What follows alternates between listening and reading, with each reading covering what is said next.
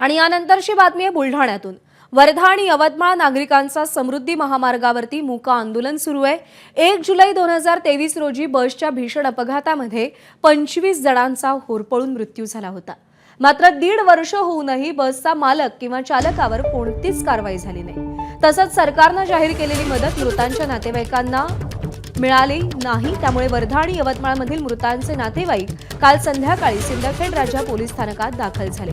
Police स्थानकाच्या आवारात ती अपघातग्रस्त बस बघून नातेवाईक अक्षरशः धाय मोकलून रडले।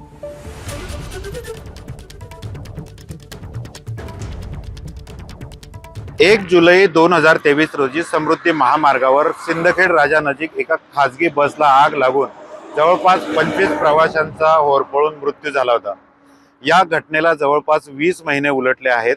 मात्र मृतकांच्या नातेवाईकांना अद्याप न्याय मिळाला नसल्याची भावना घेत या ठिकाणी मृतकांचे नातेवाईक पोहोचलेले आहेत। या लक्झरी बसमध्ये 25 प्रवाशांचा होरपळून मृत्यू झाला होता। त्यांचे नातेवाईक आता आपल्या सोबत आहेत। दादा, तुम्ही या ठिकाणी आंदोलनाला बसले आहे, काय भावना आहे तुमची? 1 जुलै 2023 ला अपघात होऊन आज 20 महिने लोटलेले आहे। एवढी गंभीर घटना झाल्याच्या नंतर पूर्ण महाराष्ट्र होरपळला होता।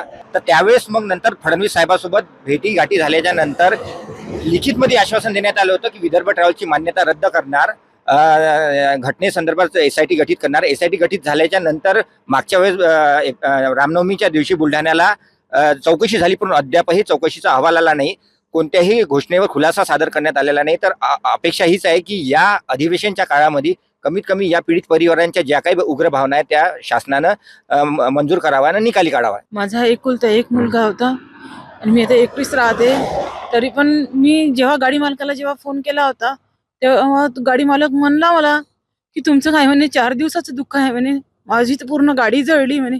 मग त्यांना सजा व्हायलाच पाहिजे की त्यांना वाटायला पाहिजे की खरंच हे दुःख 4 दिवसाचं आहे की पूर्ण आयुष्यभराचं दुःख आहे। आता हीच मागणी आहे की त्या गाडी मालकाला आणि त्या ड्रायव्हरला सजा व्हायला पाहिजे।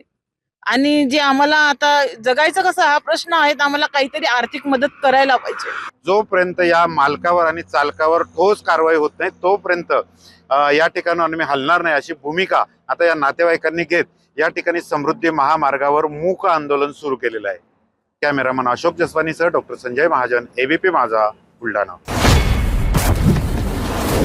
बातम्यांच्या विश्वातला सगळ्यात मोठा मंच,